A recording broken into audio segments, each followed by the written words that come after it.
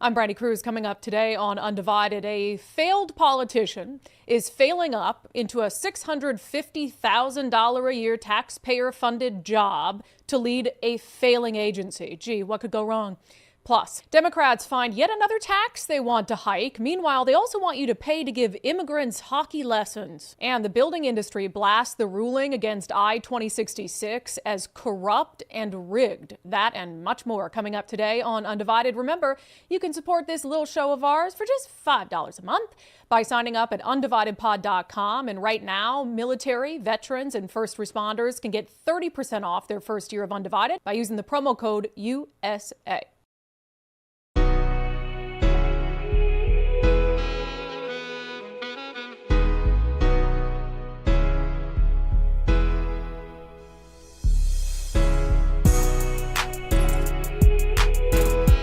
Hello and welcome to Undivided on this Tuesday. Thank you for being here. Thank you so much for your commitment to giving common sense a comeback, or as I said on social media, happy Tuesday to everyone except Dow Constantine and Sound Transit. I hope you have the worst Tuesday imaginable. There are two things that have to happen and have to be true for Dow Constantine to land a $650,000 job leading a failed agency. The first thing that has to happen: people have to be very accustomed to corruption. Because if people weren't accustomed to corruption, they wouldn't be this passive about it. We would literally have uprisings in the street over something like this if our electorate wasn't perfectly fine with corruption. The second thing that has to happen is an agency like Sound Transit has to have no fear of consequences. They have to be so emboldened to do something like this that they truly believe, understand that there will be no consequence for them. And there isn't. That's the thing, is there isn't. And we talked about on the show yesterday that, we have this whole set of, most of the state, I would say, passive voters. They're just vote blue no matter who. It doesn't matter how corrupt you are. It doesn't matter how incompetent you are. It doesn't matter how much taxpayer money you waste. If you have a D next to your name, you're good to go.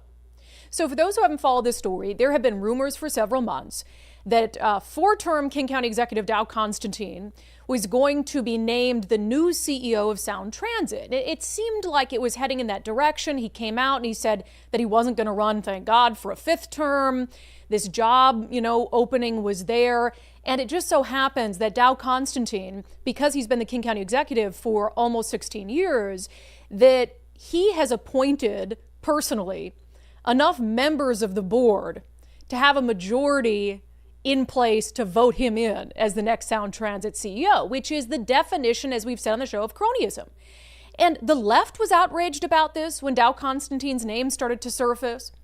I think for different reasons than I'm outraged by it, but certainly all along the spectrum, from left to right, people have been outraged by this. For the left, it was the fact that Dow Constantine has been really a failure, but Sound Transit in particular has failed in so many ways, and they're worried that the board, because they all answered to Dow Constantine, he gave them their jobs, and it's this insane cronyism, that the board won't be willing to hold him accountable for future failures. And I'm definitely worried about that too, but the way I look at this is, first of all, the cronyism is outrageous. Think about that. You set yourself up as a politician, you get the power to appoint people to the board of Sound Transit, and then it's the board members who turn around and elect the CEO of Sound Transit. So he spends 16 years setting himself up for a cushy $650,000 a year job that's going to drive his taxpayer-funded pension to about $250,000 a year. So that's all bothersome. The cronyism is obvious. It's off the charts. This is one of the biggest scandals in Seattle, King County in decades. But he is absolutely incompetent. So I would have a problem with it even if he were the most qualified person for the job because of the cronyism involved. But he's not the most qualified person for the job, not even close, because he's failed in his current job as King County Executive by any sort of standard. Homelessness is worse, crime is worse, substance abuse is worse. He's leaving King County in a budget crisis, in a budget deficit, misspent, mismanaged. And now you're going to put him in charge of Sound Transit, which already has a long history of mismanaging money, not getting projects done on time, on budget. So you have an incompetent failure that's going to run an agency full of incompetent failures. And how do you expect that to go? So, of course, the news is that Sound Transit, despite all the backlash, has now confirmed that they are going to appoint Dow Constantine as the next CEO. They put out a statement yesterday. Sound Transit Board is scheduled to vote on the appointment of a new CEO at the full board meeting on Thursday, this Thursday. The preferred candidate is Dow Constantine, and the appointment requires a supermajority vote at a public meeting. So Dave Summers, who is the Sound Transit Board vice chair, he's the Sound Transit Board chair, and vice chair Ryan Mello, they say, we're pleased to put forth Dow Constantine for a vote of the board. We're confident he has the knowledge, experience, and commitment to achieve Sound Transit's goals and complete the ST3 package. How in the world could you be confident that he has the knowledge, experience, and commitment to achieve goals when he has, and I do mean this genuinely, I don't even mean it as hyperbole, he has accomplished literally nothing in 16 years, except making every major issue worse. Okay, maybe I'm wrong. Maybe the only thing he's accomplished is pushing his ideological agenda onto other people. But other than that, everything else is worse. Literally, I challenge you, name something worse. And Sound Transit has been an utter failure while he's been on the board, because when you're King County executive, you get a seat on the board. And then you also get the power, of course, to appoint the board members for your for county's delegation. So he sets himself up, $650,000 a year job, and all this process playing out in secret, not a public process, only because of reporting that leaked the name of Dow Constantine, that he was their favorite, he was their shoo-in, and of course he is, because he gave more than half the board their jobs. Crazy. So Dow Constantine comes out, because the other wrinkle in this is, and maybe a little silver lining, when he takes this job, he has to leave his current job. So maybe a little silver lining for King County, that he'll no longer be destroying the county as the county executive. But he put out this statement, remaining focused on the work we're proud to do. Dear fellow King County employee, I want to share that today the Executive Committee of the Sound Transit Board of Directors announced they are recommending that I be appointed to the position of Chief Executive Officer. The full board will consider the recommendation at its Thursday meeting. Should the board choose to appoint me, my office will be in communication to provide all relevant information on next steps. When I announced last November that I would not seek a fifth term as King County Executive, I asked our team to remain focused on our priorities and the crucial work of delivering services for the people of King County. That focus continues. Thanks to you and our 18,000 King County colleagues, we will continue throughout this year and beyond to advance our priorities, lead with our values. Whose values exactly? And focus as always on our true north, making King County a welcoming community where every person can thrive. God, this guy drives me nuts. And just that sentence there. I always hate when these politicians say our values. We don't all have the same values. I think that's very, very clear. But when he says that our true north is making King County a welcoming community, like, yeah, you focused an awful lot on that, welcoming in your eyes, but a community where every person can thrive. Yeah, tell that to the people ODing on fentanyl right now on 3rd and Pine, King County Executive Dow Constantine. Tell that to the people tucked into every nook and cranny of King County living in tents, Dow Constantine. Tell that to the people who, because of all the taxes that you've increased, can't afford to live here anymore. Tell that to the communities where their King County Sheriff's Service has been cut because of your mismanagement of the county budget over 16 years. Yeah, real bang-up job achieving your North Star of making sure the county is a place where every person can thrive. And now you get to take your brand of leadership and you get to tank Sound Transit, which is already an abysmal, corrupt, horrible agency that wastes our money. And then we have no choice. Oh, well, we're already this far putting in the new Sound Transit line, so who cares if we're $30,000 billion trillion over budget? Gonna have to finish it anyway, so you guys better cough up some more money. So if that's their goal of having someone in charge who will just charge ahead with things that aren't working, way over budget, draining taxpayer funds, then I guess Dow Constantine is your guy. But it's just shocking to me. If people cared about corruption, genuinely there would be massive protests outside Dow Constantine's office today. And massive protests against Sound Transit. It's the most corrupt series of events imaginable, and so shameless that even in the face of mounting pressure and criticism over this appointment, they're like, we're confident this is the right choice. Well, you're wrong, and you should all be ashamed of yourselves. All right, going to Olympia now. So we talked about the fact that Democrats in the Senate have introduced the largest package of tax increases in our state's history. And they're not just tax increases for the rich who should be paying their fair share. They're also including a massive increase in property taxes, really an increase that has no limit. Sky's the limit. Right now, it's capped at 1%. They want to change that and basically tie it to population growth and inflation. So all the problems people have with affording a home, they're just going to get worse and worse. And now we have another tax increase that they're putting forth. And remember what the context in which they're doing this. They spent themselves into a massive budget deficit. And now they want to reach into the pockets of working class people, steal your money to cover their ass. That's what this is all about. And they don't want to make cuts in the process. Well, we can't cut some of these critical programs. So what's the latest tax increase that they're proposing? Ah, yes. It's only a tax increase on the wealthy, Nicole. This doesn't impact anyone but the wealthy who need to pay their fair share. And that's why they're proposing an increase in the gas tax. Yeah, for as much as they complain, Democrats, oh, our tax system is so regressive. It hurts the poor and the working class. And then they push all of these increased taxes that are the definition of regressive, that take a larger percentage of income from the poor and working class than they do the wealthy. So they want to do two things. Increase the gas tax by 9 cents a gallon. So that's 9 cents in addition to the current 49.4 cents per gallon tax. And they also want to index it to inflation beginning in fiscal year 2027.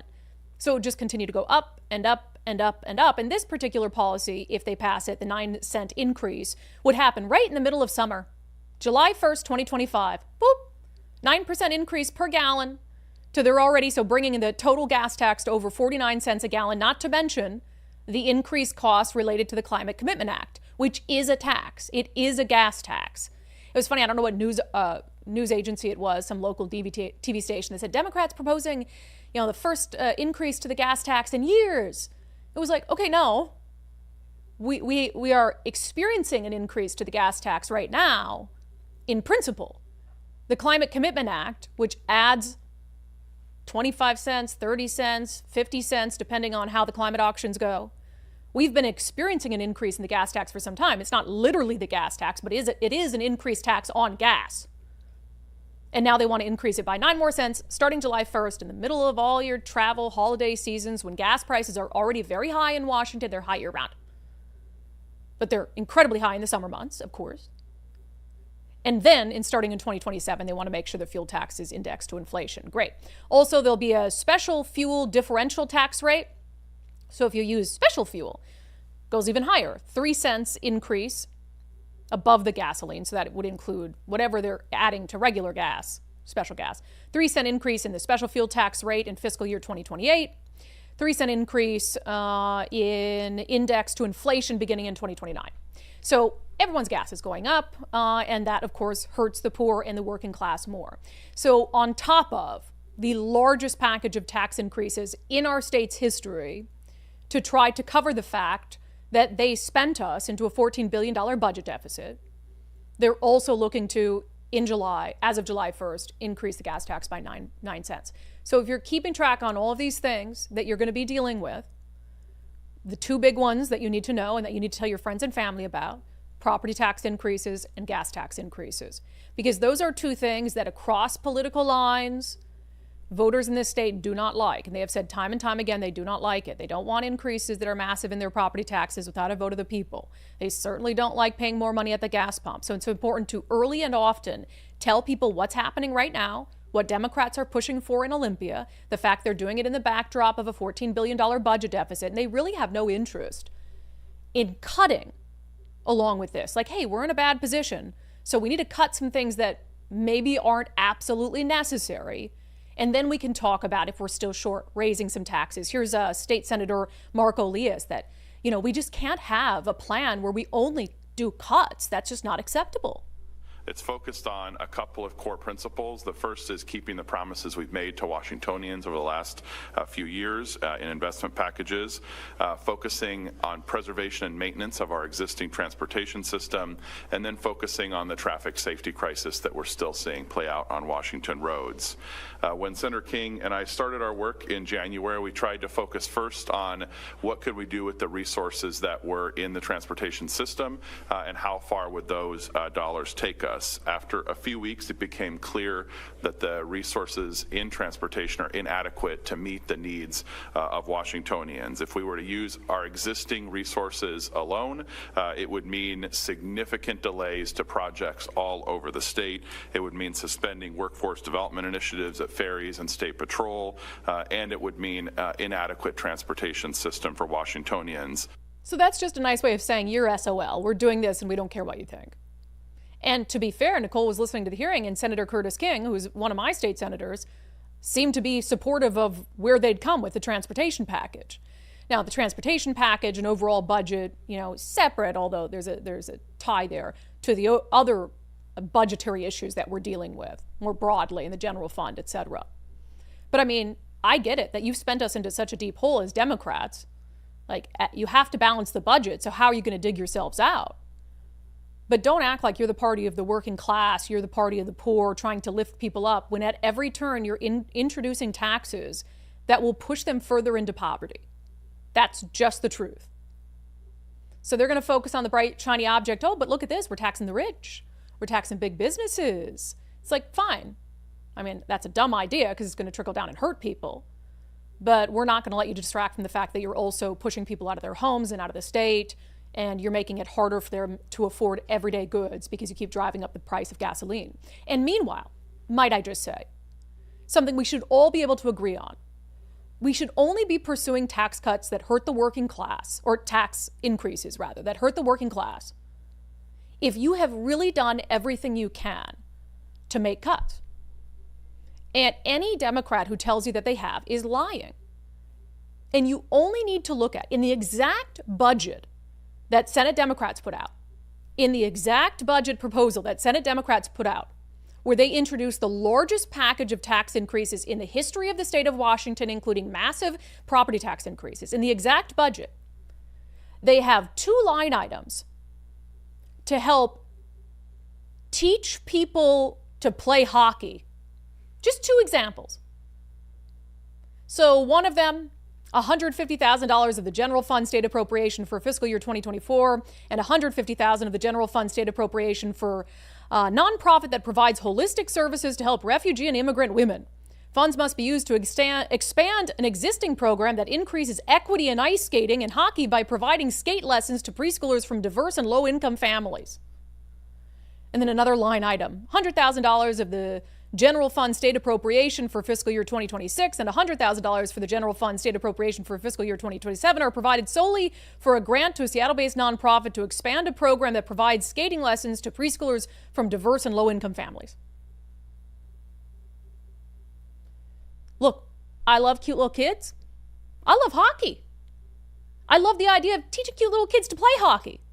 I love the idea of teaching immigrants to play hockey, introducing them to this awesome sport that we love in America and Canada. I love all of those ideas. I don't love the government paying for it. You don't think that you can make one call to the Seattle Kraken and say, hey, will you take over funding and supplement taxpayer funding for this program that teaches women and immigrants and kids who are from low-income communities to play hockey and learn to love the game? They would do $100,000 is nothing to the Kraken. They would do that in a second. I'm sure they're already donating for these programs. And if Democrats in the state legislature called them up and said, we're in a budget crisis, we have to be responsible with taxpayer funds. We're going to increase people's property taxes. We're going to increase the gas tax. So this is a line item that we're going to have to cut from the budget. Can you help us out here? In 1 second, the Seattle Kraken would say yes. This is the difference between Democrats and Republicans. Democrats believe that the government has to do everything and have its hands in everything. If it's a quote-unquote good program, they believe that means that the taxpayers should fund it. And that's just not the case. the taxpayers do not need to fund ice skating lessons for immigrants. So while they're all, woe is us, we can't make cuts, they have stuff like that in the existing budget that they're proposing new taxes under. And that's just one of many examples. I mean, coming up tomorrow, tomorrow afternoon, that reparations bill has a hearing. House Bill 1696 has a hearing tomorrow in a Senate committee. And remember what that does. If your skin is the right color, they want to gift you, no repayment, gift you a down payment to buy your first home. Those down payments would average $120,000. So during a budget crisis, they want to, for people who don't have to prove that their family members were actually discriminated against in housing, they want to expand the state's existing loan-based reparations program and make it a gift-based reparations program. And the loan-based one is already incredibly popular, where they give a zero-interest loan that you have to repay when you sell your home for a down payment. Now they just want to say you don't even have to repay it. So during a budget crisis where you're going to tax working people out of their homes, you're going to tax them out of their homes to help black people afford a down payment on their first home? And not to mention that black homeowners aren't excluded from having to pay into the reparations program. So you're taxing homeowners of all colors out of their homes, increasing their fees when they buy a home, so you can give a gift of $120,000 per black first-time home buyer that they never have to repay, and you want to sit here and sell us on new taxes? You want to pay for ice skating lessons for immigrants, and you want to sell us on new taxes? You're pushing to cover sick time and legal fees for illegal immigrants, and you want to push us on new taxes? You want to fund art purchases for the poor while you try to sell us on new taxes? These people have lost their minds, but it goes back to what I said at the beginning. This situation we're in can only exist because people allow it to exist. They can only get away with doing this because the people allow them to get away with doing it. The people continue to vote for them time and time again, despite doing stuff like this, because it's vote blue no matter who, vote blue no matter how corrupt, vote blue no matter how incompetent, vote blue no matter how much cronyism is involved, vote blue no matter how much dumb shit they want to pay for with your money, vote blue no matter how expensive they make your life, vote blue despite the fact that they're increasing taxes so high that your grandma can no longer afford to live in her home. It's insane. It's like an abusive relationship. It really is. It's an abusive relationship where they keep hurting you and hurting you and hurting you and making your life harder and harder and harder. And you keep going back for more. Not you guys, I know. Not you guys. The others. The others. Just wild stuff. All right, speaking of wild stuff, the building industry has some harsh words when it comes to the ruling that has invalidated Initiative 2066 to protect natural gas. The head of the BIW calling it corrupt and rigged. We'll have that interview coming up. But first, I have encouraged you guys to take the First Mark Challenge. Firstmarkinsurance.com, firstmarkinsurance.com. The main reason is it could save you a little bit of money, or a lot of bit of money. We hear from Undivided subscribers and listeners all the time who say they took the First Mark Challenge and they are now saving thousands of dollars on their insurance. Gosh, I heard from one viewer who says that they are saving $4,000 a year after doing the First Mark Challenge. Like, holy smokes, you know what I would buy for $4,000 a year? Nicole, what would you buy if you had an extra $4,000 a year that you had been paying toward your insurance cost and you're not anymore? I already know what I would buy. Vacation. Oh, of course you would. Some exotic vacation to a concert. I'd put it towards a new deck because, man, we really need a new deck. Yeah. I mean, your deck is good, but I know what you want. You want a party deck. Oh, it's so small. Right? That thing's old and crumbling, but the cost of wood. Anyway, firstmarkinsurance.com. It's super simple how this works. You get in touch with Firstmark, you schedule a phone call, you go over your current insurance, talk to them about your insurance needs. They go out, they shop the market, totally for free, come back with their recommendations. Either they can save you money or they can't. Either they can get you better insurance or they can't. And that's it. And you make a decision from there. So firstmarkinsurance.com, firstmarkinsurance.com. The very best part is they work for you. Okay. So we talked on the show yesterday about how a King County Superior Court judge has invalidated I-2066. The judge, Sandra Widlin, who has a long history of donating to Democratic candidates, including Jay Inslee, who was in the courtroom when she invalidated the initiative that he wanted invalidated. She ruled it's unconstitutional because she said it violates a provision that says that citizen initiatives can't include more than one subject, which is a little part that it's been used many times to invalidate initiatives that Democrats don't like, essentially. And so Greg Lane, who's the executive vice president with BIAW, they were behind with Let's Go Washington, the effort to stop the ban on natural gas. So that's what I-2066 sought to do, is maintain the ability for you to use natural gas in your home and your business. And so BIAW, obviously, builders have a lot invested in that. It's much more expensive for them to build a home and for people to have to reconfigure their homes, et cetera. So we asked Greg Lane to come on. We taped the interview with him earlier this morning. And I will tell you, he, given all the kind of behind the scenes stuff, political nature, political donations, he is quite unhappy with the ruling and how it all went down. Greg Lane, welcome back to Undivided. It's great to be with you again, Brandi. Thank you. Yeah. Well, we got on the recording today before we started, and I was like, you look so glum. I mean, was this really, did you feel blindsided, or were you? Well, on one hand, we weren't surprised. I mean, we knew the venue that we were in was going to be a challenge. But yeah, it was, it's the way the decision was made really was outrageous. And it really was a gut punch, I think, to all the citizens of Washington. I mean, the 550,000 people who signed the initiative, the 1.9 million that voted for it to become law. We knew that King County venue, a judge that was appointed by Jay Inslee, that,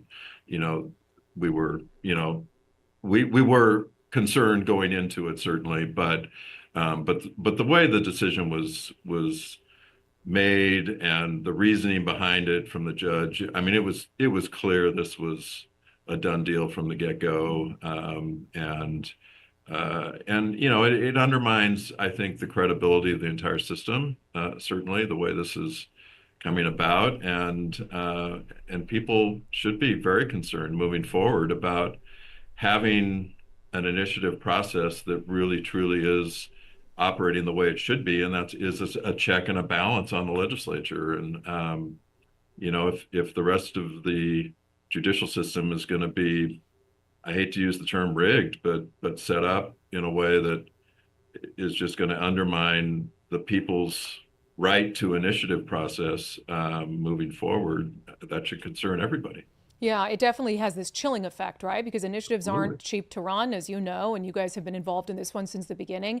I do want to talk about the ruling, but just sort of that sentiment about, in this state, after 12 years of Jay Inslee, you'd be hard pressed to find a judge that wasn't given their job by Jay Inslee. Exactly right. Yeah. There's so many other layers to this that have come out. This particular judge donated to Jay Inslee's campaign for governor. Jay Inslee turned around 2 years later, appointed her to the bench. She's also donated to some other Democratic candidates who went on to not support the initiative.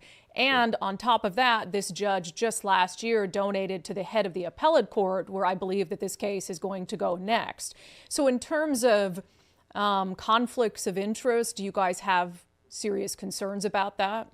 We do have serious concerns about it. And I think, even in the courtroom, Inslee attended the hearing, which is remarkable in itself, but I think also was a very clear indication. I compare it to like, the old movie, The Sting, right? Where there's this was a setup. And when he walked into the room, the judge clearly acknowledged him and gave him, this look like, I got you. This is a done deal. Seriously, Brandi, Really? That's the way that's the way it went down. And when I was talking to our counsel, who was in the courtroom, she saw that take place and realized it's over. I mean, this was before oral arguments. This was right at the beginning, just this head nod, like, I got you. That's No, quite an accusation, Greg. no, I think that's exactly what was going on there, clearly. And then if you look at the decision,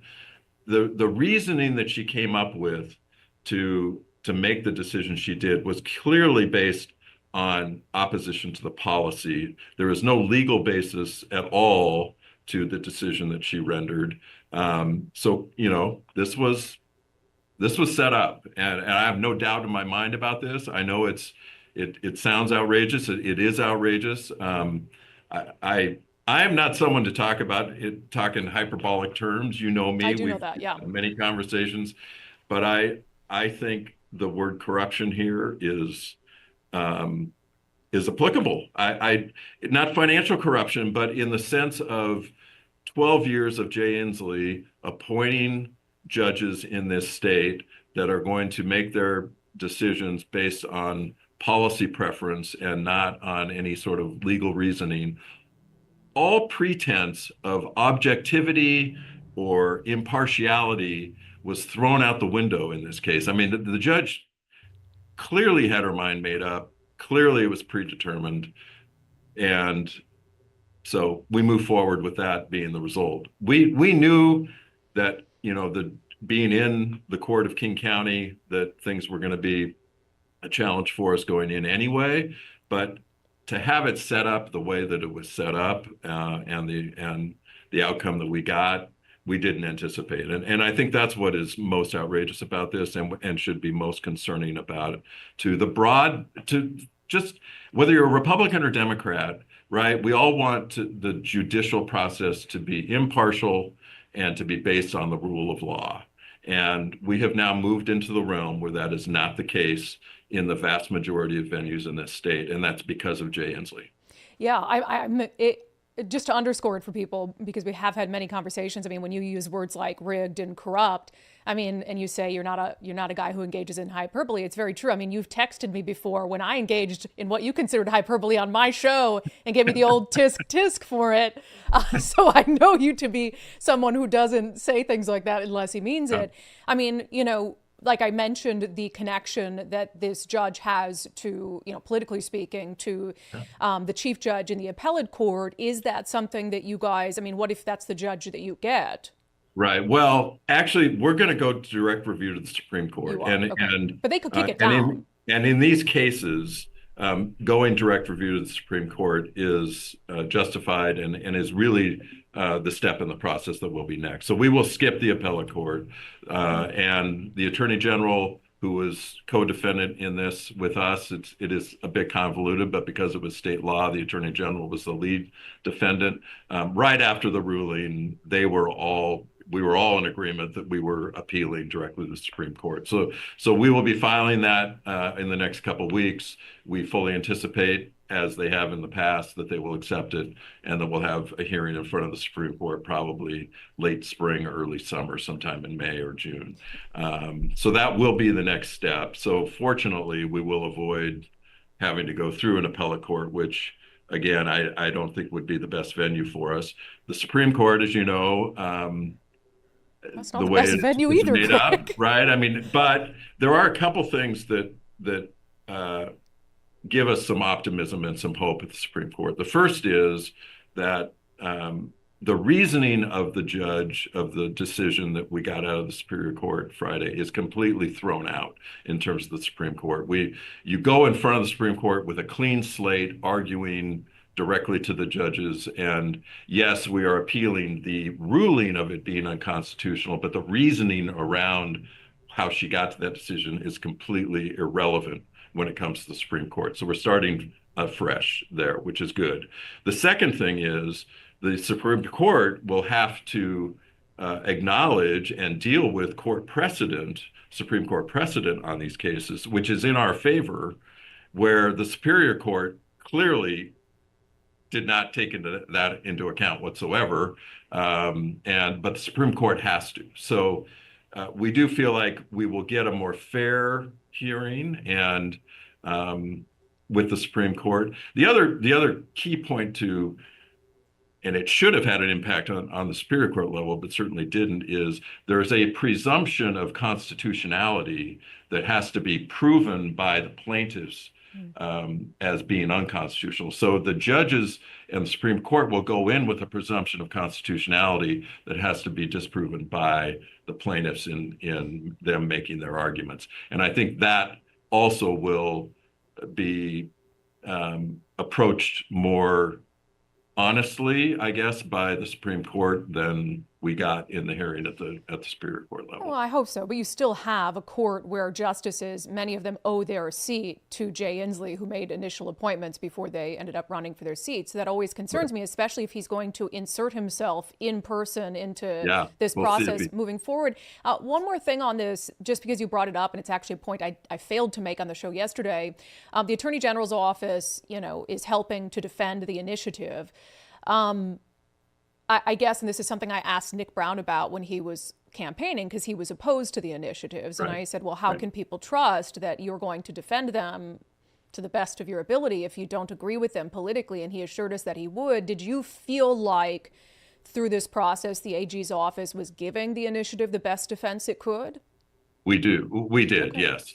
They worked very closely. We have an outside counsel who used to be an assistant AG that is representing us, and she knew the attorney that they've assigned, and they worked very closely together, and they did give a very aggressive defense. And they were as appalled, that attorney, I will say, was as appalled by the process and the decision as we were. And there was no question that they were wanting to appeal the decision and are right there in alignment with us on that. So yes, I get the skepticism. Our members have been skeptical of that as well, but we have been pleased with the defense that the AG has been giving. Yeah. Let me end with this, Greg. Just broader. You represent builders. You represent the people who I think are ready to help the state deal with its lack of housing and its housing crisis and eager to do this. And there's just all these things going on. I mean, from this, which is a big slap in the face, rent control. I mean, that thing is just careening toward a signature from the governor, which is terrifying. And we've talked to other individuals about the chilling effect that would have on building in Washington state. And then you have this massive property tax increase that's being eyed by Democrats, which would increase the cost of housing for people. I mean, for your members and your builders and your industry, if all this stuff comes to fruition the way that Democrats hope it does, what is that going to mean for housing availability, for new building, et cetera?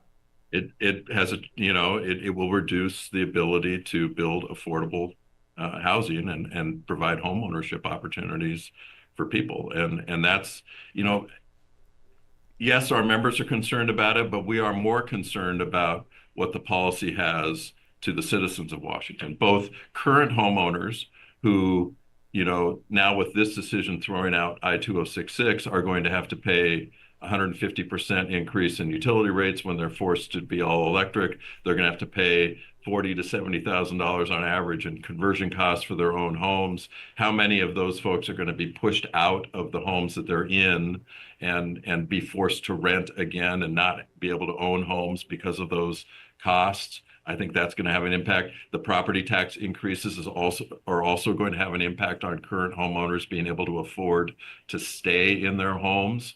But it also increases the cost of new housing and provides less access then into home ownership for this younger generation or newer homeowners. And we're getting to the point, we're already to the point where only a quarter of the population can afford a mortgage on a medium price home in the state of Washington. We have the third highest medium price homes in the entire country, where are the worst in the country, number 51, even below Washington, D.C., in the number of units per capita in the country here in the state of Washington. So, I mean, we're beyond crisis point here, and they are only adding additional costs. And we tell legislators all the time, you can't make housing less expensive by making it more expensive, which is what they continue to do, right? I don't understand it. They say that they want to provide more affordable housing, home ownership opportunities for people, but yet they pass these policies that just increase the cost. And so, we're going to continue the fight. We're not giving up. We're going to appeal this decision all the way through the Supreme Court. We are actively, working against the rent control bill that's moving through the legislature and the property tax measures, trying to stand up for homeowner rights in these issues. But the numbers are challenging. They really are. We need to elect some new legislators moving forward if we're going to start turning this thing around and making progress in the other direction. Yeah, elections have consequences. As much as we complain about a bunch of Inslee appointed judges, people put him in office for 12 years, and that's just it. And, when we talk about these things also, I make sure, I rail against most taxes. And my husband and I, we do fine. We don't want for anything, and we're not making big extravagant purchases. But when I think about the gas ban in particular, even though we do well and we're comfortable, I don't know how we would pay for $40,000 to $70,000 to electrify our home. So when I think about that and other gas or other tax increases, like, we'll manage. I still don't like it, but we'll manage. So this one, like, we're not on the margins at all. So I think about families that are very middle class, lower class, and it's like the people that Democrats advocate for. I'm like, there's no way they afford that.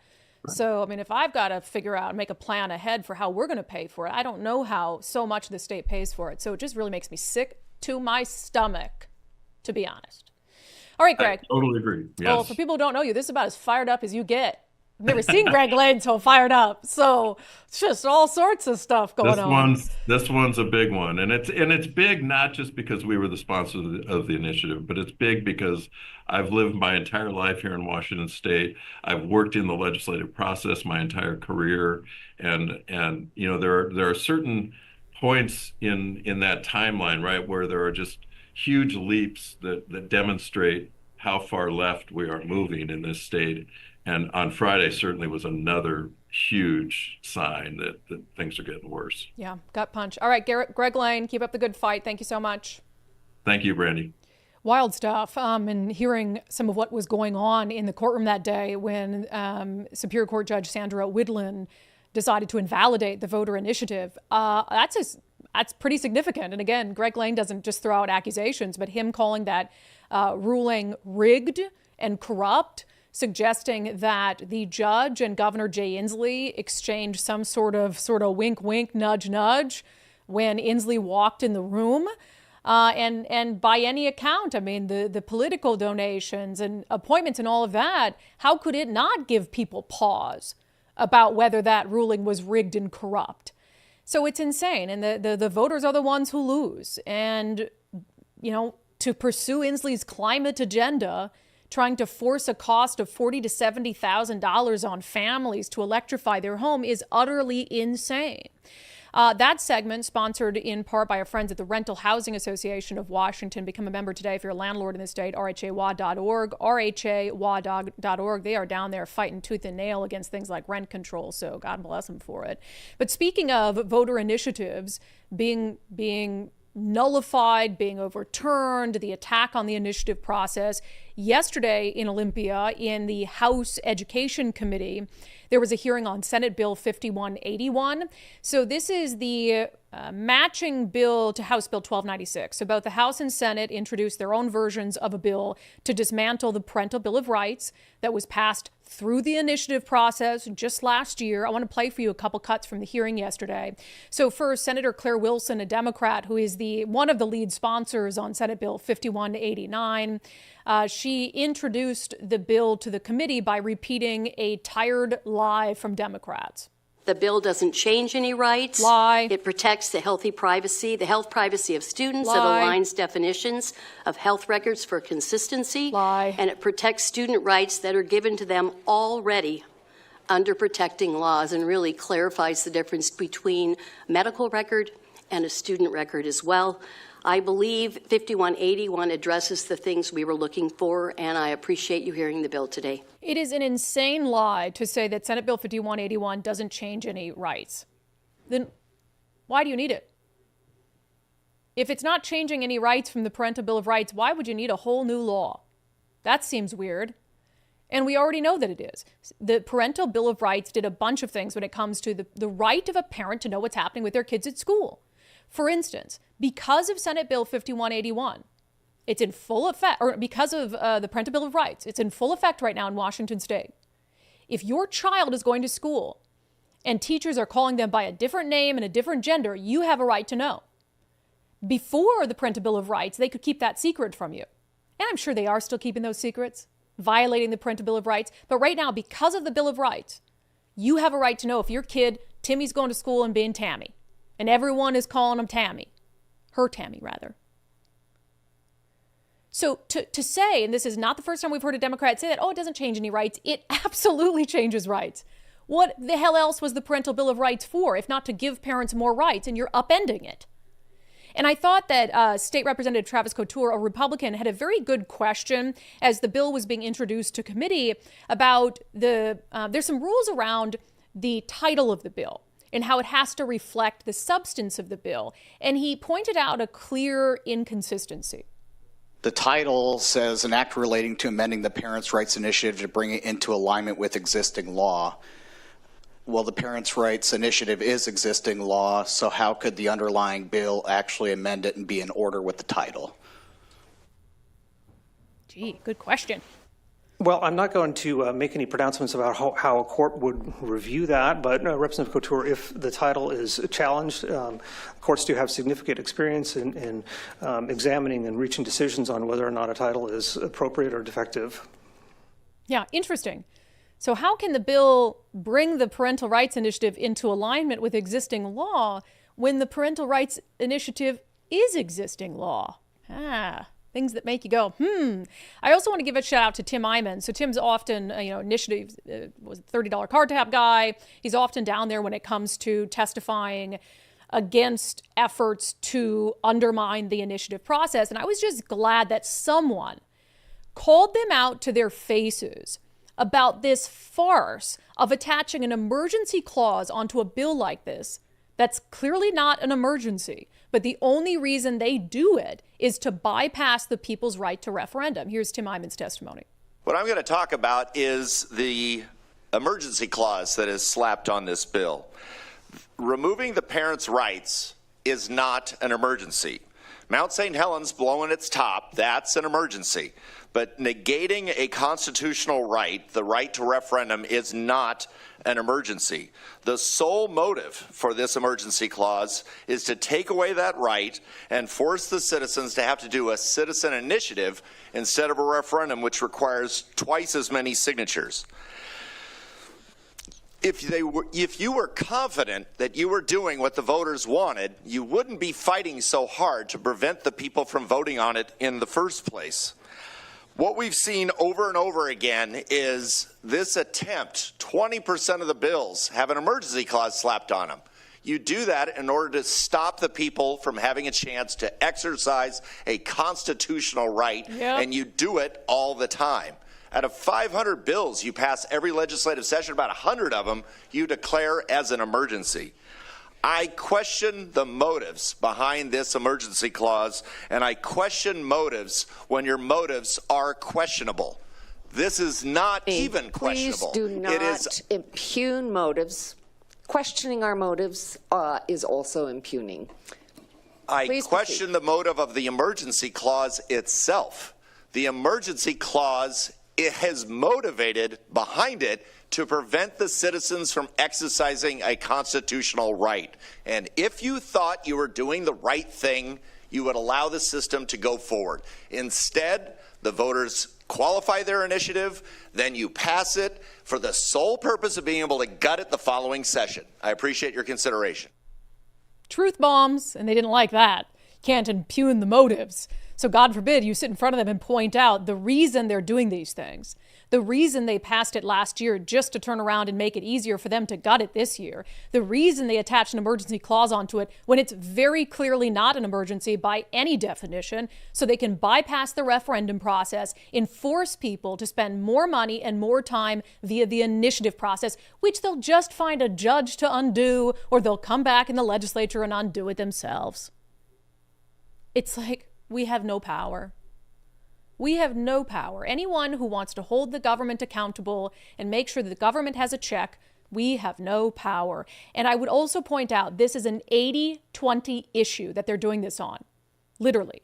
So there were 1,203 people who signed in favor of Senate Bill 5181, 4,951 people who signed in opposed. This is an 80-20 issue.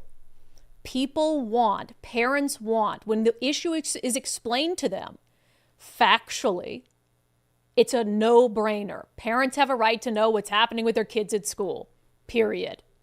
It's an 80-20 issue that Democrats are once again on the wrong side of, but they have all the power anyway because they're so dang good at lying to and gaslighting the public. All right, coming up next in our segment, Unbelievable. Oops, he did it again. Governor Inslee, another one of the individuals he granted clemency to, is back in jail. Accused of what? Dealing drugs. We'll have that coming up. First, May is going to be a great month of the year to sell your home. So if you've been thinking about it and you're pretty close to that stage, reach out today to our friend Wes Jones at sellwithwes.com. He can help you make sure that your home is properly prepared for sale. That's the big thing. But there's a lot that goes into that. Is it priced correctly? That's huge. And Wes has been doing this for a long time. He knows the market. He knows how it works. He's going to know the right price to list your home at to make sure you get the best possible offers. And then is it properly prepared for listing? I mean, look, this is a seller's market.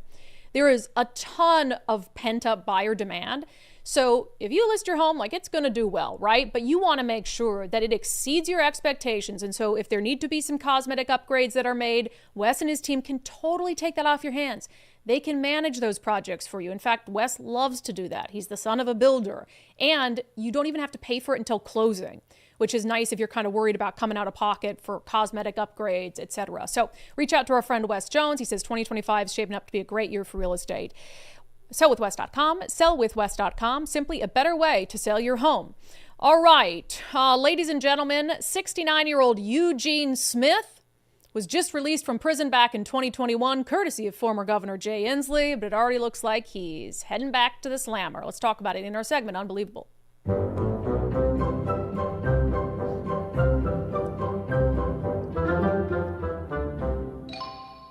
All right, second time in a week that someone who Governor Jay Inslee granted clemency to as he left office has been rearrested on drug charges. This arrest came from the Snohomish Regional Drug Task Force. Our friend David Rose over at Fox 13 reporting on it. And even David says, here we go again. It's like one of the only honest members of legacy media left. Just love David. Here we go again. 69-year-old Eugene Smith was released from prison in 2021 when Governor Inslee commuted his sentence for robbery and assault. Now he's back in jail. The Snohomish County Regional Drug Task Force arrested him on Friday. Bail set at $100,000.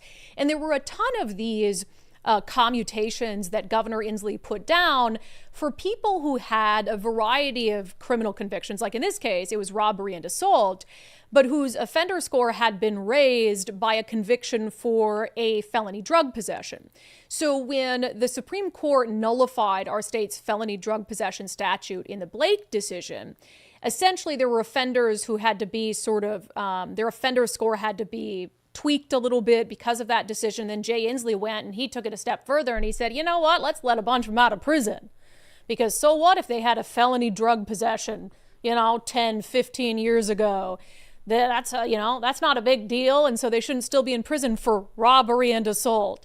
So, of course, this comes after what was a huge story across the entire country in that someone who Governor Jay Inslee gave clemency to, this was last week this news came out, right? Percy Levy, a guy who went on after Jay Inslee released him, took a bunch of pictures of Jay Inslee, thanks man, thanks for this, ends up getting rearrested for drug trafficking and illegal firearm possession, had enough fentanyl to kill 250,000 people. And I think one of the other wrinkles of this is that Percy Levy, once he got out, he went on to be this advocate for criminal justice reform. I mean, he literally was testifying on behalf of a pro-crime bill in Olympia hours before the drug task force arrested him. Hours. And he was buddy-buddy with Rep. Tara Simmons, soft on crime. I mean, he was being held up as this example of why giving people a second chance is great. You can turn your life around. And he was operating this auto dealership. What was that called? Second Chance Auto or something like that. Where it was like he was really leaning on his, Redemption Auto. Yeah. It's a redemption story, right? All the while he's slinging deadly drugs on the streets, right? So it's just insane. So, and I also give credit to David Rose for this. So I just wanted to note, guess who's out of jail? So Percy Levy, the bail that was set for him in that case was appropriate. It was $1.5 million because the judge was so taken aback by the amount of fentanyl that he had. And again, any dose of fentanyl can kill someone. So he had enough fentanyl to kill 250,000 people. And the judge is like, that's a lot of fentanyl. And of course, he has these past criminal convictions. So his bail was set at $1.5 million, which carry the 2, add the 4, divide by 6, square root of. That would mean that he needed to present $150,000 cash to a bail bondsman and prove he had $1.5 million in assets. How could someone who has spent almost his entire adult life in prison just getting a commutation to get out from Governor Inslee put forth $150,000 cash, sacrifice it, because that's what you pay the bail bondsman, and prove they have $1.5 million in assets? Where'd that money come from? I mean, look, maybe he's independently wealthy or he's got a rich family member or something. I guess that's possible. Could it be money from dealing fentanyl? Could it be money from drug trafficking? Or other ill-gotten gains? Seems like quite a possibility, doesn't it? Have they tracked down all his money, all his funds, how he's paid for things? Whether he was using his car dealership as a money laundering front for his drug trafficking? Shouldn't you tie up all those resources? Yeah, so guy who just gets sprung from prison after spending the majority of his adult life in prison is able to put up $150,000 cash to a bail bondsman and prove he has $1.5 million in assets. Something's not right there. I wonder if the what is the little woke organization that bails out criminals if they're the right skin color? What is it? The Northwest Bail Fund? Yeah, I wonder if are they still operating? Did the believe Northwest so. Bail Fund bail them out? No, I'm sorry. If you're trafficking that much drugs, you're probably making pretty good money. There's a reason people do it. Interesting. So yeah, we'll just wait for the next example of somebody Governor Jay Inslee let out of prison, re-victimizing people. And I asked you guys in our daily subscriber show poll because I'm genuinely curious. I struggle with this one. Should Jay Inslee be held personally liable? So for instance, Jay Inslee granted the early release of Timothy Pauley, a mass murderer. So if Timothy Pauley gets out and Bob Ferguson doesn't change that decision, and he goes and he kills someone else day 1 or day 500, whatever, hurts somebody else, should you be able to sue Governor Jay Inslee personally to hold him accountable for that? I asked subscribers at Patreon, Locals, and X. Should a governor be held personally liable if they granted clemency or pardoned someone who went on to commit a crime against another person? Yes or no? Nicole? Well, as much as I would like to answer that with yes, no. I mean, I don't think as a government entity, I mean, obviously you would never pardon anybody with that as a risk, right? Which I don't know. I think there's some people that probably deserve it. And I don't know. It kind of takes away the purpose of the pardon, I guess. It would take away the pardon. I tend to agree. As much as I really think in the Timothy Pauley case, it's like insane that you would let them out. But for instance, would we want President Trump to be held personally accountable if any of the J6ers he pardoned go on and commit another crime and hurt someone or something, got out of prison early? Well, it's happened. I think there's been a couple that have gotten in trouble. Yeah, I mean, people in our poll feel very differently. 80% say yes.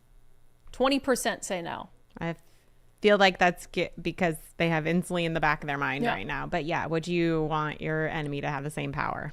I don't know. Because I do think it would probably say people would just not get pardoned or be given clemency. Right. And look, I mean, maybe that's, maybe we err on the side of caution and say, no, you're just going to serve your original sentence. That's fine. But in the case of the J6ers, for instance, there were some examples of people who'd gotten the absolute book thrown at them for clearly political reasons.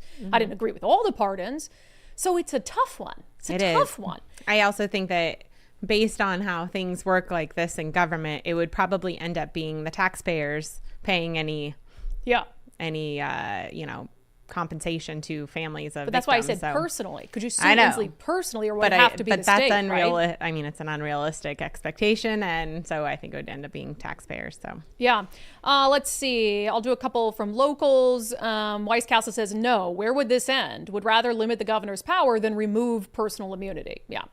Let me see. Wagoner Calais. I don't know. I'd like to say yes because Governor Inslee was so reckless in his approach, but I need to temper that with what if it happened under more normal circumstances. A governor could release someone with good cause and then have things take an awful turn for the worse. Just because we are elected doesn't make us all knowing. I think the poll results might be skewed because of our well-justified anti-Inslee sentiment. Yeah, true. SLK9, governors should not be able to grant clemency. I think it is always political. Potter, yes, with the caveat if clemency was granted on unfounded grounds. Yeah, and I think, though, they have the ultimate discretion. I don't really know that there has to be a foundational burden of proof to show that the person's, sentence is no longer in the interest of justice. I really think that you can just decide, that guy seems nice, pardon. The governor has a lot of power, right? So I think going back to Weiss Castle's comment, I'd rather limit the governor's power than remove personal immunity. So maybe adding more sort of standards to it would be better than just blanket sort of powers. Let's read a couple more. Let's go back to Patreon. Want to move mama? I wish, but it's not logical. This is the same vein as a president not being liable for decisions made in their official capacity that ultimately prove to be poorly made or unpopular. It's a slippery slope.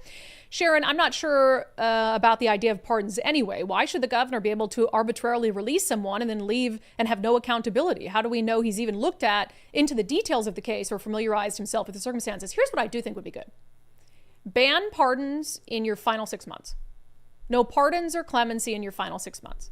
Yeah, feet to the fire. For existing cases, unless the case was sentenced after that period. So you can make some exceptions. But ban pardons in your final 6 months. So you have to at least own the consequences of it. Because his clemency or his agreement to release Timothy Pauley, he did it in his final hours. Final day. And that's just wrong by any stretch. So maybe I should have made the poll that.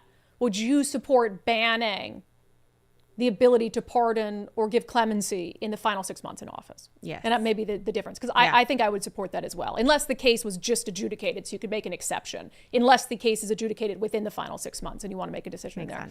Interesting stuff. Well, brain teaser for you. All right, how about we do a double dose of unbelievable today, shall we? Do it.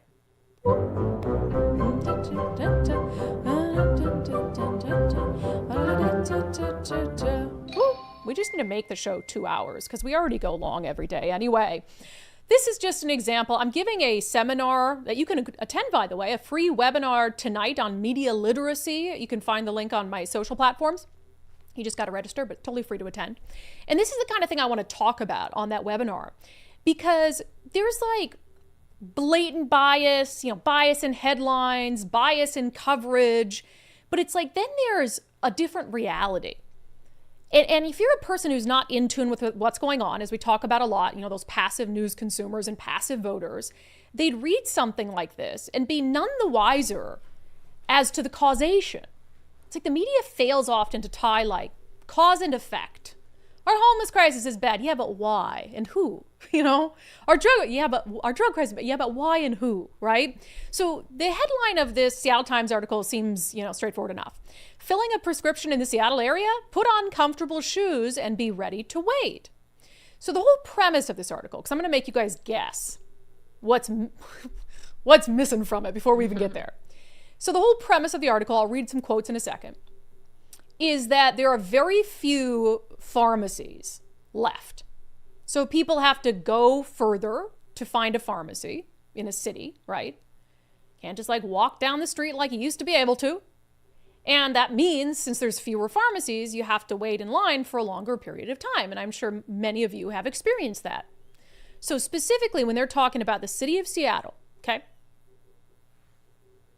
Why do you think is one of the big reasons why there are so few Bartell drugs, for instance? We know, you know. So let's see if the Seattle Times knows, okay? Let's read some excerpts, shall we? Seattle's downtown, which has seen 6 Bartell drug stores close since 2020, is one of the most noticeable areas in the Seattle area where easy access to a pharmacy has deteriorated. Plagued by broader industry woes, okay, maybe we're getting there.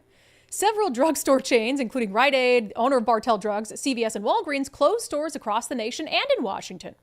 Without easy access to a pharmacy, people are more likely to skip prescriptions and services that are usually only provided by a pharmacist in person, such as vaccinations and counseling on a medication's side effects and interactions with other medicines. Okay, so they didn't mention the obvious thing there, just kind of referred to broader industry woes. So let's keep going, I guess. I mean, surely, right? Oh, this subhead is titled Seattle Struggles. Okay, now we're going to get to it for sure. Although Seattle downtown and the Chinatown International District were not identified in a UW mapping study as low access areas in 2022, residents have struggled with accessing basic pharmacy services like filling prescriptions after recent closures. The CID lost Bartell Drugs at 4th Avenue South and South Jackson Street in September 2022, and Luke's Pharmacy, the neighborhood's last independent pharmacy, in 2023. Many Chinatown residents now get prescriptions at the International District Community Health Services on 8th Avenue. However, that pharmacy is only open to patients of the clinic. Jeffrey Liang, interim director of the CID Business Improvement Area, said the loss of Luke's was particularly a blow to the area's large Asian community. The pharmacy staff could speak several Asian languages. Mail-in options aren't really a practical option for many of the CID's older adults, he said. Okay, so there's a lot of information there. Still, what is the Seattle struggles? Still missing out on the causation there, right? All right, let's keep going. Margaret Lindahl, 80, said Lindemann Pharmacy on the Virginia Mason Medical Center campus has gotten busy since Buck's Pharmacy on the same campus closed in 2023. Lindahl lives on First Hill in the retirement community Horizon House, a short walk from the pharmacy. She says, sometimes I go over there 3 times a day and I can't get in line because 30 or 40 people are waiting. Lindahl says her closest alternatives are the Walgreens stores on Pine and Broadway and 3rd and Pike. Both are less than a mile away from Horizon House, but she doesn't feel safe walking there alone, particularly around 3rd and Pike, where there's been reported drug activity. They are surrounded by security, she said. In the store, I feel safe, and that is a viable option for people downtown to get their medication. This is really interesting. So that is the only mention of crime, safety, drug use, to explain why this woman doesn't feel comfortable going to a Walgreens that's down on 3rd and Pike. But that's the closest one, and she's got to walk a mile. Nowhere in this article do they talk about the fact that some of these pharmacies have closed because of the crime and drug abuse issue downtown and in places like the Chinatown International District. The absolute rampant street disorder. They chalk it up to broader industry issues. Now, might there be some? Sure. People move into Amazon Pharmacy or whatever it is. That's now where I get my prescriptions. But to act as if the deterioration of public safety in downtown Seattle and elsewhere in Seattle has not led to the closure of these pharmacies is insane. Now, are they lying in this story? No, they're just choosing not to mention it. They are making a conscious choice not to tie cause and effect, the increased crime, substance abuse, mental health crisis, with the inability of these Seattle probably progressive voters to be able to easily access a pharmacy and medication. That's a choice that the Seattle Times is making. Now, the Seattle Times acknowledges that, hey, you know, she's walking to this Walgreens and she's a little iffy about it because there's some public safety issues out front. Wouldn't it have been easy to say, which is also the reason why this pharmacy and this pharmacy and this pharmacy and this pharmacy said they had to close? The newspaper of record refuses to report on the cause and effect. They report on the bad stuff that happens, but not why. And this is a very long article. It's the reason I read so much of it to you, is I wanted you to know this is a very in-depth article. It wasn't simply like, hey, there are fewer pharmacies in Seattle. Here's a graph. Here's what you can do. No, it was a long, in-depth look at the hardship this has created for the elderly and immigrants and people who don't speak English, without saying, because the crime crisis is so bad. That's a choice, remember. It's a choice. It's an unbelievable choice.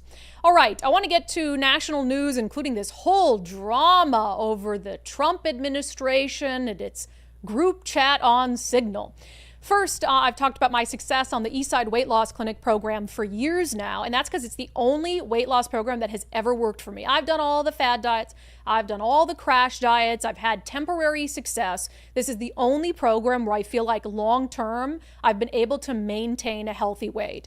I started 40 pounds overweight because I put on a bunch of weight during the pandemic, made a decision to check out Eastside Weight Loss Clinic. First 60 days, I lost almost 30 pounds and I dropped 40 pounds on the program total. And I've been able to really, for the first time in my entire adult life, maintain a pretty consistent weight ever since. I mean, I'll go up a few pounds there, down a few pounds here, but I always go back to what I learned on the Eastside Weight Loss Clinic program about what to eat, the right portions. And once I'm able to kind of reset, I can always maintain this healthy weight, which is the first time in my life I've ever experienced that. So this might be the program that you've been waiting for. EastsideWeightLossClinic.com, EastsideWeightLossClinic.com. Schedule your free 15-minute consultation with Dr. Ryan Coogan and his team today. All right, had to talk about this story today. We're just in this place that's so weird to me. I really think this is one of the only communities in this sort of new media space, and I genuinely mean it. I'm not just tooting our own horn, toot toot. Where I think all of us are capable of independent thought and value independent thought. And we're not like slaves to a party or a movement.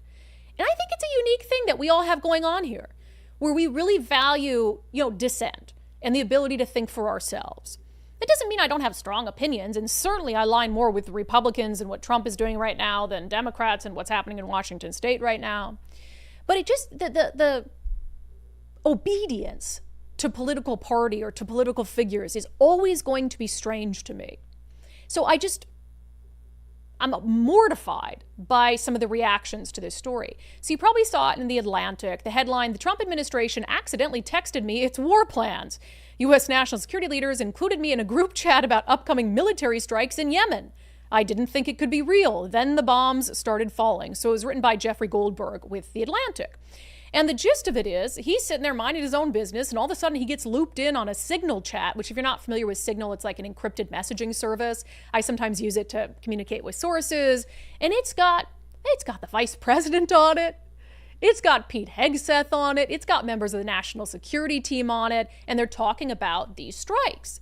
And they're talking about how they hate Europe and all these things. And they've got Jeffrey Goldstein, who's not a friend of the administration, with The Atlantic somehow looped in, and they don't even notice that he's there. They're sending all these messages. So there's been a lot of weird reactions to this, but I gotta say, one of the weirdest reactions came from the Secretary of Defense himself, Pete Hegseth, when he was asked about how this reporter was included inadvertently, allegedly, on this Signal thread. Here's his response. Can you share how your information about war plans against the Houthis in Yemen was shared with a journalist in The Atlantic? And were those details classified? You're talking about a deceitful and highly discredited so-called journalist who's made a profession of peddling hoaxes time and time again, to include the hoaxes of Russia, or the fine people on both sides hoax, or suckers and losers hoax. So this is the guy that peddles in garbage. This is what he does. I would love to comment on the Houthi campaign because of the skill and courage of our troops. I've monitored it very closely from the beginning. And you see, we've been managing 4 years of deferred maintenance under the Trump administration.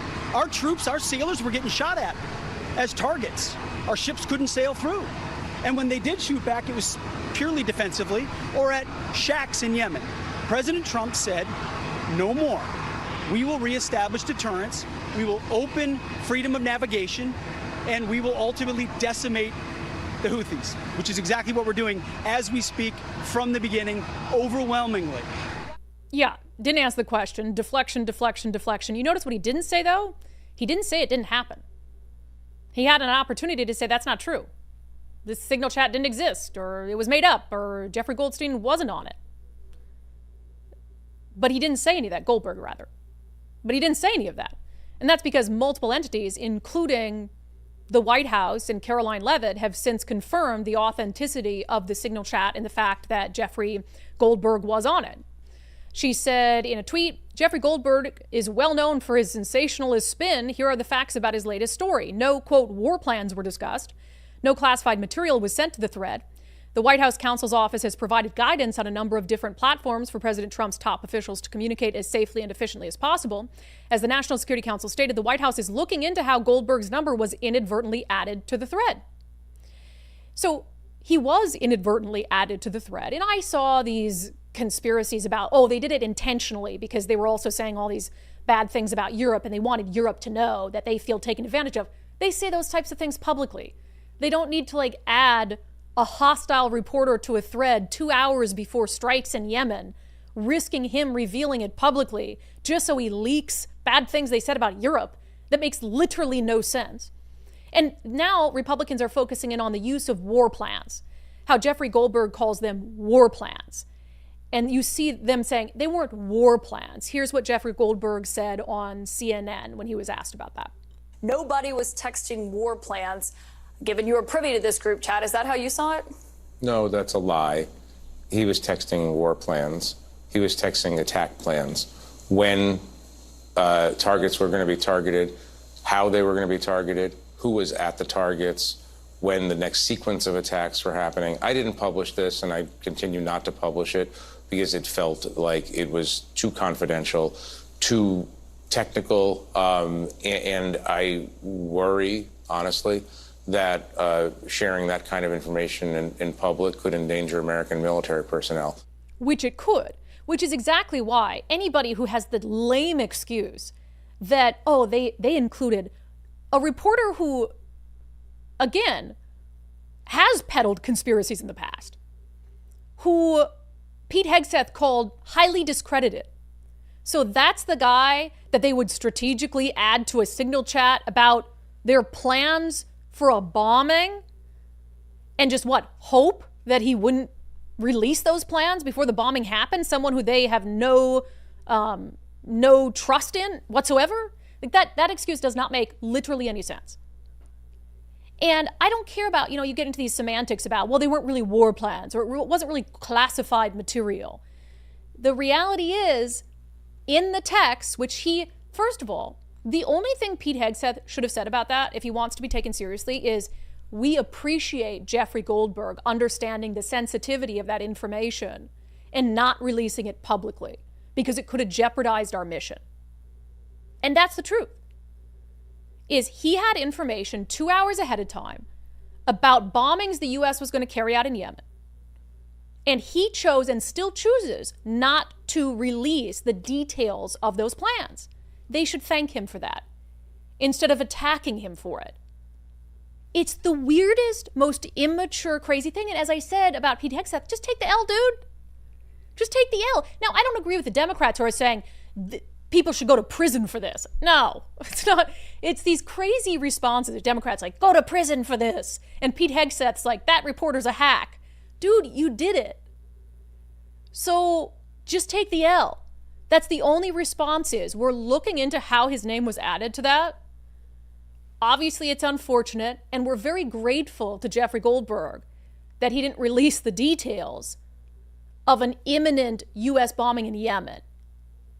And the fact that we can't just arrive at that place, and all these conservatives, again, either downplaying it or finding excuses for it, which I agree, some of the Democratic reactions to it are totally overblown. But would you ever, this is the lens you always got to put it through, would you ever try to downplay it or found excuses to it if the Obama administration had done the exact same thing? If the Biden administration, rather. If the Biden administration had included a reporter on a Signal group chat about some action they were going to take in the withdrawal from Afghanistan, would any conservative be out there finding excuses and ways to downplay it? Of course not. So it's dude, just take the L. Because now it's become this whole thing when you should have just said, well, that was not intentional. Thank you for not reporting it. We're looking into this, reevaluating how we use Signal, whatever it is. And again, the idea that it was done intentionally, that just is asinine to me. So, all right. Meanwhile, in other asinine news, why does this happen so often? Why does this happen so often? Fake hate crimes. Is it because you get so much attention? I think so. I mean, even, was Seems it like Oregon? an easy, what happened in Oregon? Oregon, in their hate crime bill, you know how we have a hotline, Yes. they have a hotline? You can get like financial assistance in Oregon if you're the victim of hate crime. So it's just like this incentive for people to manufacture hate crimes. Well, that's what happened to a Pennsylvania woman. So she shows up at work one day and there's a noose on her desk. Very Jussie Smollett. There's a noose on her desk. Yeah, that rings true. I'm sure somebody came into an office where there's plenty of video surveillance and put a noose on your desk. So she's a black woman. LaTarsha Brown, 42. So she reports it to police. Well, here's the kicker. She was arrested and charged Monday with making false reports and tampering with or fabricating evidence. Brown, who is also an Allentown school board member, reported finding a noose at her desk on the 3rd floor of City Hall. Officers interviewed all employees who were in the office during that period and requested DNA samples. Captain Steve Milkovich said Monday at a news conference at City Hall that every employee agreed to give a DNA sample except for Miss Brown. Geez, that's weird. Don't you think if somebody put a noose on her desk, she'd be like, yeah, here's my sample to eliminate me. Nope, every employee agreed except her. So a judge approved a search warrant for police to collect her DNA. Analysis found Brown's DNA profile matched samples obtained from the outer surfaces of the noose and the inner knotted portions of the noose. Brown had emailed her bosses January 9th, the day before the noose was found, to request a mediation meeting to resolve her complaints of discrimination against a coworker. After reporting the noose, she sent another email telling city officials she was at a breaking point. Interesting. So she has a pending meeting about her allegations of discrimination in the workplace. And then, poof, a noose appears on her desk. And of course, police found that quite suspicious, especially considering not only was she refusing to provide her DNA, but when police started asking other employees for their DNA and making those requests, she went back to the police and she told them, just forget the whole thing. Just stop investigating. I'm not interested in pursuing it anymore. They were, and now she's under arrest. Absolutely ridiculous. All right, let's skip that third story, Nicole. We'll get to it tomorrow since we're running a little late today, and I want to make sure to get some comments in our closing sanity check, which will absolutely give you no hope for the future of America. First, our friend Zach Abraham at Bulwark Capital, they specialize in managing risk. So if you are, saving for retirement, maybe your retirement's coming up, obviously, and you're concerned about the stock market and what's happening right now, Zach and his team can do a few things for you. So first, they're going to make sure that you understand sort of what's causing the ups and downs in the market. I think it's always good just to be operating based on information, because having a period like that when you're getting close to retirement can be a little bit panic-inducing. So I think everyone knows that. And the second thing is that they can give you a full reveal of how at Bulwark Capital, they're always looking for opportunities to lower risk, lower cost, and give your retirement as much upside as possible. Zach was telling us the other day that their portfolios are up on the year. So people might be looking at theirs being like, well, what's wrong with mine? Well, maybe you need a better money manager. Maybe you need someone who's actively managing and mitigating risk. And I think when it comes to your retirement, getting a second opinion is always smart. You do it for any other major decision in your life or major purchase in your life or any sort of financial investment. So Zach Abraham and Bulwark Capital can give you that second opinion that you need. So schedule one now and you'll get your free risk review. KnowYourRiskRadio.com. KnowYourRiskRadio.com. And don't miss the latest episode of Doge Watch with Zach tonight. It'll be out. Okay, let's get to comments. Joshua Darling dropped a super chat in at the end of the show yesterday. Permission to purchase public commentary tomorrow morning. State your mind, be active in the fight. They're coming for your rights. Talking about the permit to purchase a firearm. In fact, Daryl Davis was in the chat saying he was signed up to testify against that bill and they just didn't get to him. Convenient. They knew he was one of us. I'm so bummed. That would have been fun. That would have been so fun. And he didn't even tell me. I know. He didn't tell me he was doing that. He didn't even ask my advice. That's because he's like, I can do it by myself. I love that. I didn't know Daryl was interested in getting active in Olympia. Good job, buddy. Papa Woody with a $10 super chat. Isn't that the same tactic leftists and socialists appoint judges? Isn't that the same tactics leftists, socialists appoint? I don't get it. I think that you guys talk about the Inslee appointees, just appointing judges. All of your. Yeah. Listen, with this, I love the super chats, thank you. But if I gotta read them, you gotta make them make sense. I don't know what that means. Isn't that the same tactics leftist, socialist appoint? Just tell me what story it's in reference to. Does that mean? No. Well, it was definitely, it was at the beginning, so I believe it's the Isn't that the same judge. tactic? Yeah. Nancy C, is he going to lose the King County Sheriff's Office deputies' protection? Yes. Dow Constantine, when he leaves office, will no longer have the Sheriff's Office protection. No now, protection. whether Sound Transit might have some sort of executive protection, but I don't believe it would be the Sheriff's Office. Yeah, why would? No. I would be very surprised if it was the Sheriff's Office. I'll look into it, but I don't believe he so. can pay for his own. He's getting a big raise. He's getting $650,000 a year. You can pay for your own protection. Pay for your own freaking security. Oh, but he's so used to being driven around.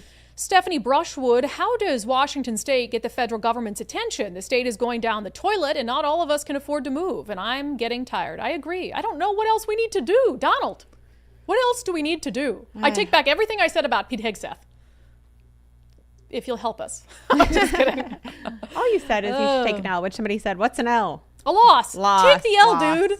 It just made it worse. Instead, you go on this unhinged rant about this reporter who did you a favor by not putting out the nuts and bolts of what you were going to do. You should be thanking him like, hey, dude, thanks. I think they're just always on mean. the defense. They are always on the defense because the media just keeps attacking. But in Oh, this I get case, it. you should have just been like, yeah, I got it. Sorry.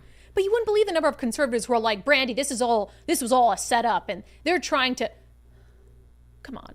Because now they're coming up with this excuse that like it was a setup to try to get Pete Hegseth out, and there's bad actors in Trump's national security team who added Jeffrey Goldberg to the signal chat so that, and I'm just like, would you ever go through that mental gymnastics for Biden? Would you ever? And if that turns out to be the case, then, I guess I'm wrong. Tracy Sachs, so glad I moved to North Idaho. Our gas averages under $2.99 a gallon. Bless you. North Idaho, my dog's from North Idaho. Lucky is from Bonners Ferry. She was rescued from Bonners Ferry.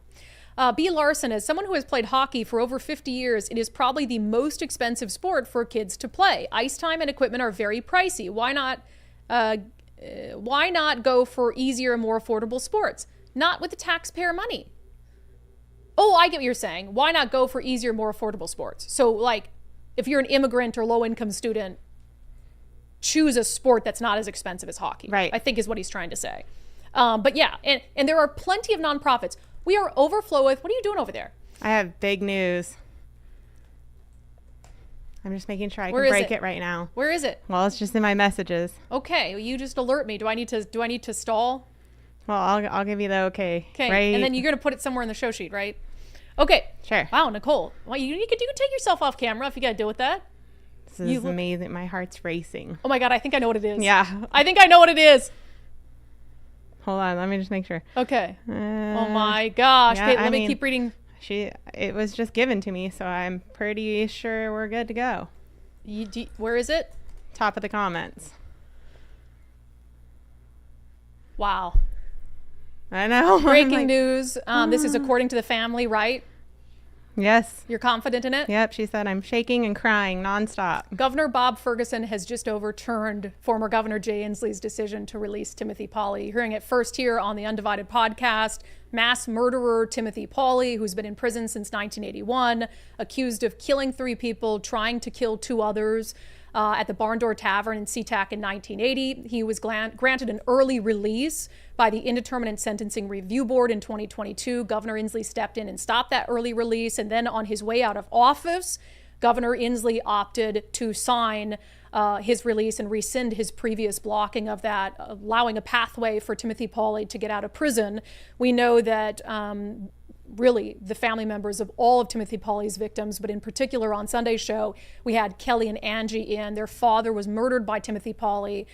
Their mother was almost killed by Timothy Pauley. They have been very outspoken, calling Jay Inslee a coward for not informing them of his decision on his way out of office to release Timothy Pauley. We are now learning that Governor Bob Ferguson has overturned Governor Inslee's decision, saying that Timothy Pauley will not be granted early release. This was certainly our hope last week when we had Angie and Kelly in. They said that as news of this came out, they got a call from Bob Ferguson's office saying they were reviewing the case. They met with Bob Ferguson personally yesterday, as we discussed exclusively on the show.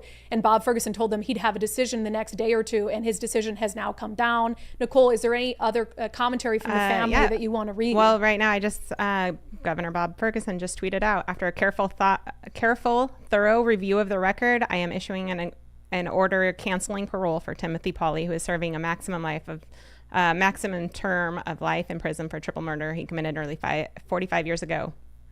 Wow. Do you want to get that up? Can you get that up for us? So again, if you're just tuning in, we have this breaking news, a story that we've been covering pretty extensively on the show. Timothy Pauley, and I think in our folder yesterday, we've got some of this content in there if you want to pull it back up. Timothy Pauley, one of the worst mass murderers in our state's history. He killed 3 people, tried to kill a total of 5. For some reason in this state, we have Democrats who have become increasingly obsessed with taking it easy on criminals. And they had been helping and pushing for Timothy Pauley's early release, which in 2016, the Indeterminate Sentencing Review Board not only denied his early release, they added time to his sentence. And then you fast forward to 2022, that same board granted his release, and it took an immense public pressure campaign from, really, Nicole, Dory Monson, the family members of the victims, our friend Ori Hoffman. It took an immense public pressure campaign to get Governor Inslee to deny the board's recommendation. And so it's just been this insane series of events that over the course of less than 3 years, Governor Inslee would go from denying Pauley's release to granting it in his final hours in office.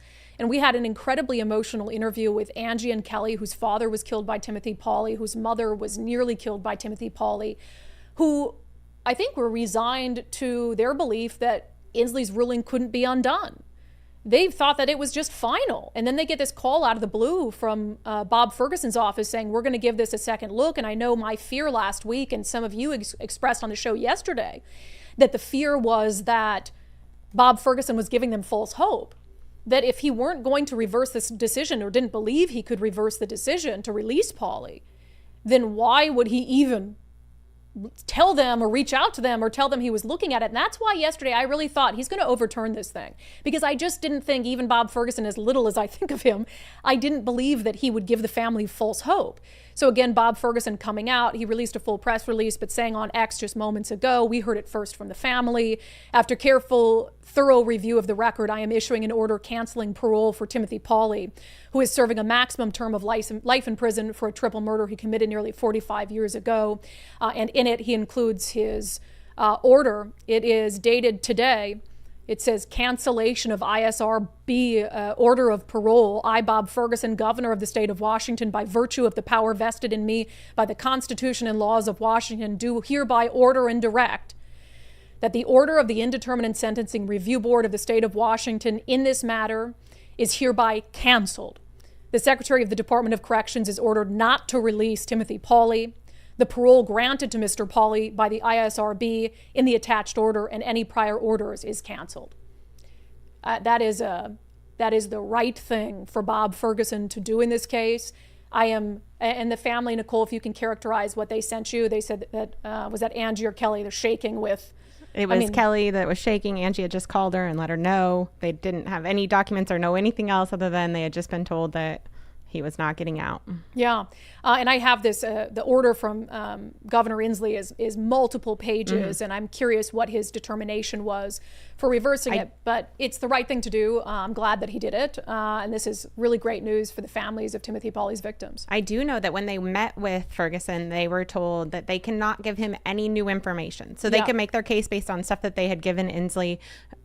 So Inslee and Ferguson had the exact same information, and Inslee chose to release, and Ferguson said no.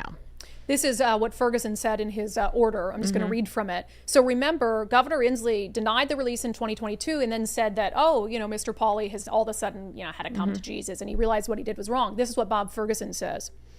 Since Governor Inslee's cancellation of his parole in 2022, Mr. Pauley has done additional rehabilitative work and has been articulate in expressing regret and remorse. One must question, however, whether this comes from a place of true remorse rather than self-interest in being paroled. Having considered the ISR board record, I am unconvinced that Mr. Pauley is truly rehabilitated and fit for release at this time. I respectfully disagree with the board and former Governor Inslee and do not find that Mr. Pauley's rehabilitation is complete. Good for you, Bob Ferguson. Wow. Oh my gosh, I've got goosebumps, I do you too. guys. It's I knew something was crazy. up with Nicole because she's over there like crazy. frantic on her computer. I had dreams about it last night. I went to bed my thinking about it, woke up goodness. thinking about it. I just had a good feeling today. Yeah. But wow. Yeah, that's amazing. All right, so we'll probably have more on that tomorrow, but that's pretty significant news. We'll get back to comments on the show. Okay, Mallory, I refuse to move no matter how bad it gets. Olympia has and always has been my home. Never give up, never stop fighting. Let me see. Gray Matter, BIAW, GOP continue to believe Dems play fair. They're delusional. Washington Supreme Court is captured until they decide to play hardball. This state sinks. Robert Parker, breaking. Eric Crowell, a.k.a. Outrage Pacific Northwest, was served a lawsuit yesterday for misrepresenting himself as the Pierce County Republican Party. Yeah, there's this online Twitter troll, really hates me, and like registered at like something with the state as the Pierce County Republican Party, which he's not. He's just a Twitter troll. And so now apparently he's been served with a lawsuit. Love that. Alice Marie, why can't we learn from bad tax decisions in other states? Like Jackson Hole, Wyoming, people with paid for houses have to move because they were taxed out of them. Inflated property values don't help. I don't want additional gas or sales tax, but at least everybody pays, not just the poor suckers who own property. Yeah, it's just insane stuff. All right, you do have our closing sanity check, right? Amidst all the excitement, let's get to our closing sanity check, shall we? Oh, ladies and gentlemen, if you had any doubt that our nation's education system is failing, I give you this segment from Jesse Waters' show. Should we eliminate the Department of Education? No. I've never really had a problem with it. Education is important. Don't you feel that the Department of Education has been failing Americans? No, I don't think so. Who was the first president of the United States? Was it Bush? George Washington. Who was the second president? I don't know. Theodore Roosevelt. No, babe. That was like 150 years later. All I know is George Washington and Abraham Lincoln. Mr. Donald J. Trump. Name the three those are the only branches three he knows? of Only government. ones he knows. Oh my gosh. Judicial. Hold on. The president. We have Congress. Hey, at least they look good in the bathing And suit. Kylie, what's the third? That's all you need, girls. Executive. I don't know the third one. Do you want to put our heads together? Yeah. Did that help? What do you got? I don't got anything. How many Supreme Court justices do we have? Come on. 2. Oh, no. 11. 21. Oh. 50. 46. Oh, 8. my. No. Close. 9. Oh, there you 11. go. No. Name some of the justices. Genuinely, You know I they don't just do know. this. They get- Judge Mint. Kamala Harris? Amy. Schumer. Justice Brett. Barf. Bear. Brett Bear. Not sure how to take that. Who is the Speaker of the House? Speaker of the House. I don't know. Brain ain't thinking. I'm on the beach. They just want chicks in bikinis on Fox News. That's the No. only. I think you're thinking of someone and you don't want to tell us. I love her. She's great. She's very young. She's like the She's youngest younger. Speaker of the House, right? I think you're talking about Caroline Leavitt. Yes. His last name is Johnson. Magic Johnson. What is the name of the Secretary of State? This state. Any state. Joe Biden. Ron DeSantis. Marco Rubio. Marco. Polo. What is 16 times 3?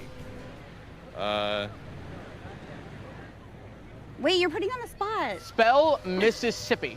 Mississippi. Mississippi. Yeah, there you go, girl. Mississippi. Mississippi. This was a disgrace. A little fun to end the show today. I mean, Fox is genius because Those are chicks so in bathing suits, and then you also get to show how dumb America's children are and how our education system needs an upheaval. You know, there are a couple ones in there that might have stumped me, maybe, but I'll always know how to spell Mississippi. MISSISSIPPI. You know, redundant. Anyway, that has been your closing sanity check. That has been today's episode of Undivided.